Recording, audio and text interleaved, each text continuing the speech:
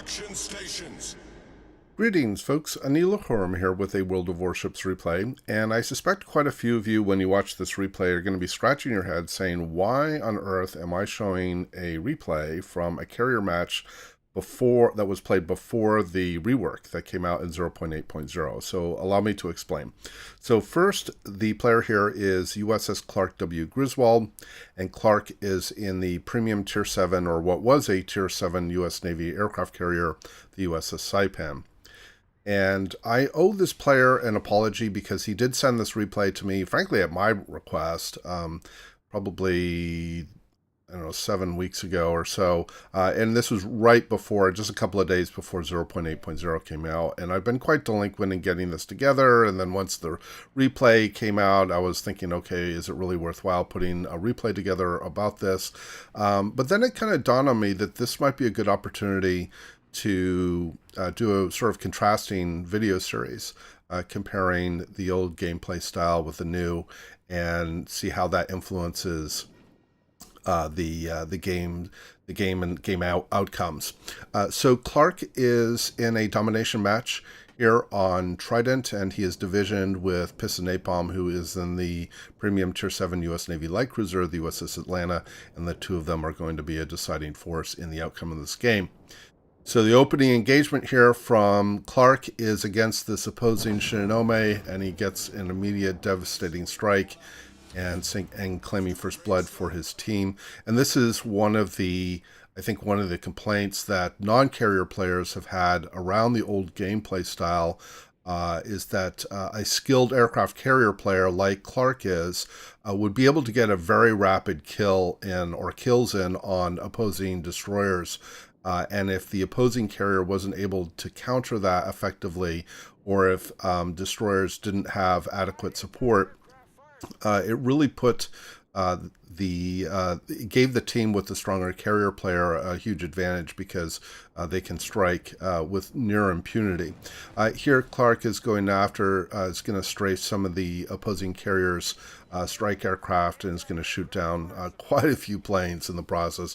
There, he just already got 8 of them, and he's coming back with another strafe to get a few more airplanes. So again, this is in contrast with the new gameplay, where strafing and the use of the fighter aircraft no longer exists. In the new carrier gameplay, fighters are consumable, and they sort of operate in an area and are not directly controlled by the carrier player.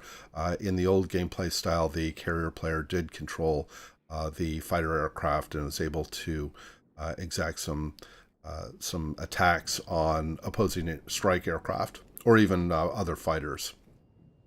So the Allied team here already has a pretty significant advantage. They've already sunk 2 opposing ships. They have control of 2 caps, and the Alpha cap, which neither team has taken, the Allied team has a very strong presence, as does the opposing team. So they're in a little bit of a standoff here to be able to affect any sort of change on the Alpha cap.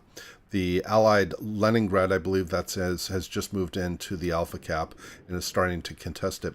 We've switched to the perspective here of the aircraft as they're actually flying through the air, and I apologize for the rendering quality. This is actually an artifact of the warship's replay mechanism, or replay feature. In fact, this has been a common complaint of many YouTubers and contributors, is that the replay quality controls are really pretty poor, and the rendering quality can be pretty poor in the game, and it's sort of a common wish list item that Wargaming dramatically improve the replay experience in the game. And so we saw some of that, and now that we've switched back to more of the traditional view here, top down, we're no longer getting sort of that very staggered or very unpleasant replay artifacts. Going to get some drops in here on an opposing Lion. The Lion is can be an extremely powerful anti-aircraft battleship. It is matched by the Gneisenau as having the most powerful anti-air for a Tier 7 battleship. In fact, it's at least under the old gameplay, the anti-aircraft could be stronger than even a USS Atlanta's. As obviously they don't carry defensive fire, but as far as their base damage per second, they were actually potentially stronger than in Atlanta, and so being able to put a strike in on Lyon is quite good if you have a good skilled aircraft carrier player like Clark is. The Allied team has lost one of its destroyers, but they now have control of all three caps. Their point differential is almost double, and so in fact now we can see that Clark is clicked on the map because one of the other opposing destroyers is situated between Bravo and Charlie and is probably going to try to contest Bravo at this point. The Allied Leningrad has moved back to Bravo to provide some protection, but he is seriously outnumbered there, so that's probably not a good position for him to be in. He's very close to where the last known location of a lot of Allied opposing ships are. Here, it looks like the Clark is trying to affect and take down some of these opposing strike aircraft, but they were able to get a pretty strong drop in on an Allied Nagato before he was able to shoot down quite a few of these strike aircraft. So Clark is up to 25 plane kills. And again, under the old gameplay, the carriers had a limited number of aircraft in their hangars. And so at this stage, as a Tier 7 aircraft carrier, losing 25 of your planes was at least a third, if not more, of your entire hangar capacity.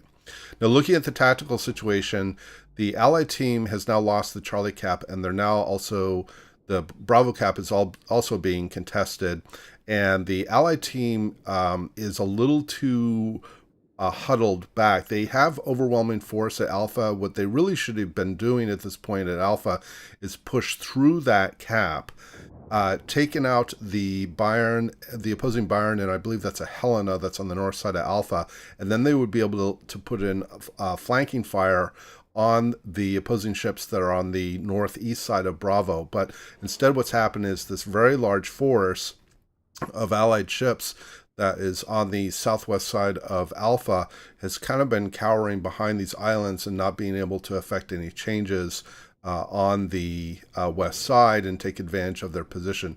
And similarly, the Allied team is quite strong on the east side, south of Charlie, but again, here they're not using their advantage to push through that cap and be able to put the opposing team sort of in a pincer position and put them into a lot of crossfires at Bravo. So the opposing team has now taken 2 caps, and you can see here that Napalm, who is Clark's division mate, is pinging on the Bravo cap, asking for some support here because at this point the opposing team might be able to effect a wedge move and be able to maintain their hold not only on Bravo, but also affect or crush the force that is over by Charlie if the force that's in the center isn't contested adequately. So Clark again here is looking to get some strafes in on opposing aircrafts, and he's also looking to get another strike in here on an opposing Leningrad and or Pensacola to try to wear down the strength of the opposing team here that it's at Bravo. He does get several torpedo hits on the Pensacola and is able to sink him with a devastating strike. Now, one other contrast between the old and new carrier gameplay, with the older carriers or the old carrier gameplay, the alpha damage from the torpedoes were much higher than they are under the new gameplay. And when I show a new gameplay, I'll offer some opinions about why I think that is. I think that comes down to some moderation of the influence that carriers can have in the new gameplay mode. But in the old gameplay, getting 3, 4, 5 torpedo strikes at one time on a ship was quite common, and it wasn't uncommon to be able to devastatingly strike an opposing ship and or at least seriously cripple opposing ships. And so Clark here has been able to get 2 devastating strikes on ships and is up to 32 plane kills. So he's been a very effective aircraft carrier for his team right now, but the opposing team has kind of been losing its grip Its force at Charlie has been sort of thinned pretty heavily. The force at Alpha has finally started to push through.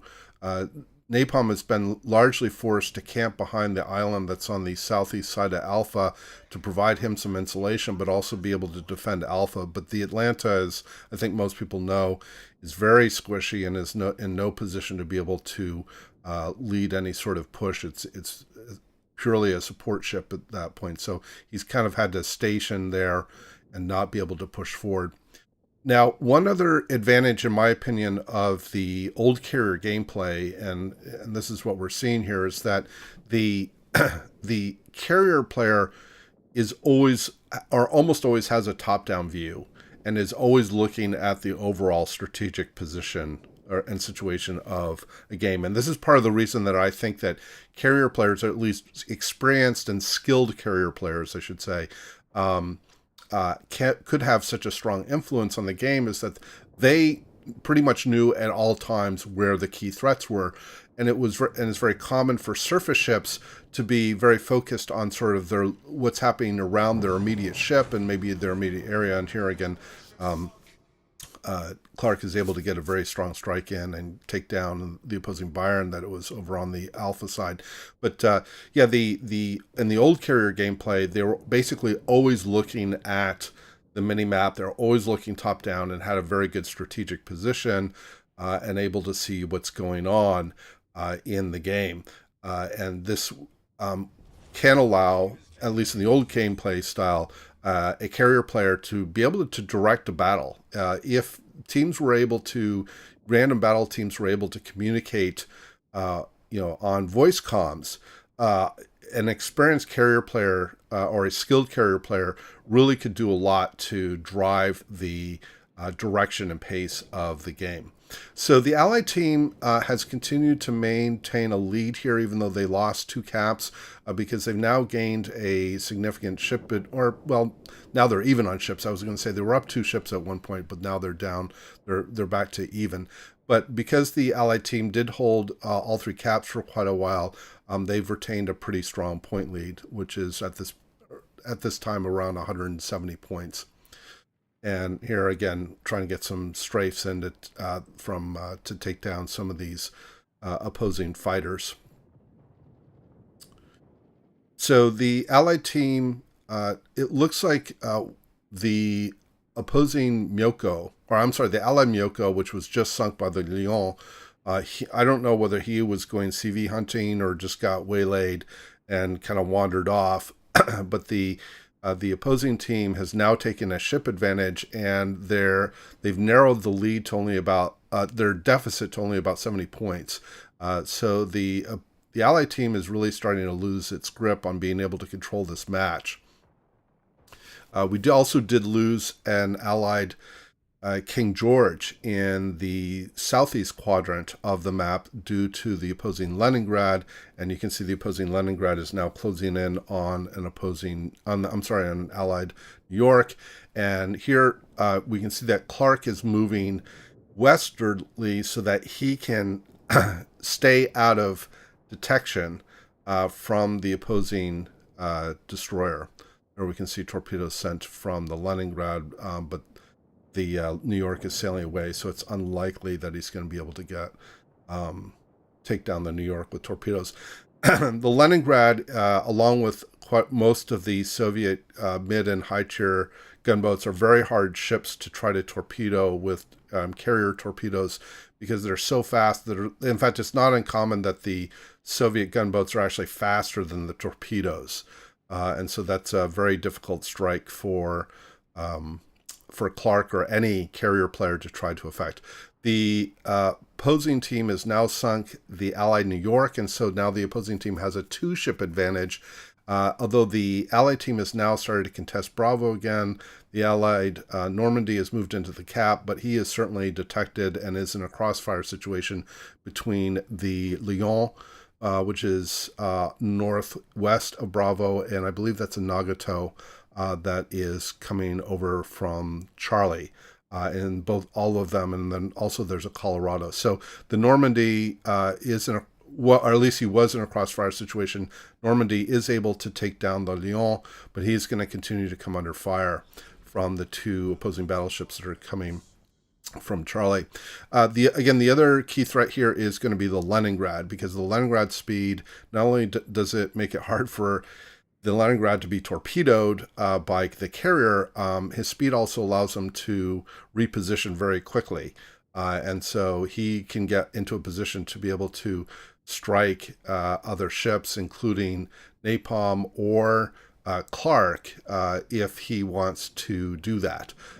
So the opposing Nagato here is actually quite healthy, and we can see fire coming in from Napalm in the Atlanta. He's trying to obviously use the terrain to give him some insulation, and is relying on Clark's airplanes to be able to keep the Nagato lit up. Now the game is a 4-2 situation with only Clark and Napalm in the game at this point for the Allied team. So the opposing team has done a really strong job bringing this back and allowing them to overwhelm the Allied team, where the Allied team did have some advantage that they never took advantage of on both flanks. The opposing team has now done a really good job to recover. Looks like Clark is trying to get a torpedo drop in here on the Nagato, but he needs to first sort of scare off or shoot down the opposing fighters that are trying to defend their carrier. So the opposing carrier player is doing the right thing to try to keep his ships alive. The opposing team has now taken the lead, and their lead is over 100 points at this time. And there's only about 3 minutes left. And while the Atlanta does have very good DPM, he has to be able to be in a position to shoot and not get dev struck. Here, Clark is going to get some torpedoes off on the opposing Colorado. He just gets 3 torpedoes with no flooding. But it isn't enough to sink the Colorado. Now, the opposing Nagato went down. I believe that was due to fires from Napalm in the Atlanta.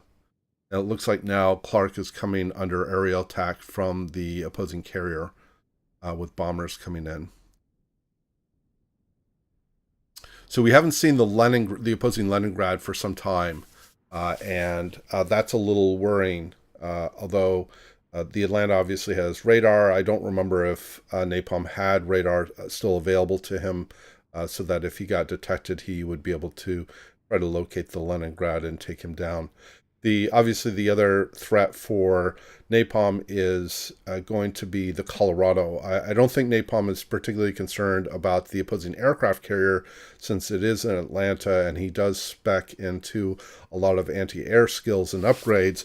But the Colorado, with its 16-inch guns, with a well-placed salvo, would be able to sink Napalm pretty rapidly. So that's the other concern. The opposing team's point gap or benefit, or their point lead, is now about 80 points. There is the Colorado. And again, this is a pretty risky position for Napalm to be in. You can see he's trying to turn back into the island there. Salvo just came in from the Colorado. In fact, it looks like the Colorado was firing HE, which probably might have saved his life. We now see that the Alpha Cap is being contested. So we know now that the opposing Leningrad has moved into Alpha, and this acts as some form of insurance, so that if between Napalm and Clark are able to sink the Colorado and or the aircraft carrier, the opposing team can maintain their lead. And here, Napalm is able to sink the Colorado, so we've brought it back to a 2-2 situation. The point differential here is only about 30 points, but with only 30 seconds remaining, the Allied team has to sink a ship in order to win. So we're winding down here.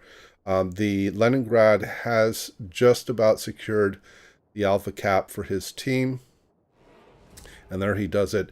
And here Clark is going to get some torpedoes off. We're down to less than 10 seconds.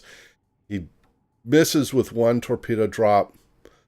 And here it comes the next torpedoes, and he is going to sink the Leningrad, and the Allied team takes the lead with literally 2 seconds remaining and wins the game. So a very exciting and nail-biting match, and Clark and Nabecom come in top XP for their team. Well played by both teams, so hats off to both of them. Certainly hope you enjoyed the replay and the commentary. I will have another replay that shows the new carrier gameplay coming up, but I think showing the previous gameplay would be kind of a refreshing look back at how things used to be done, and we can draw some contrast and comparison between the two. So again, hope you enjoyed the replay and the commentary. Please do leave your comments below. And as always, we hope to see you out there, and we wish you happy sailing.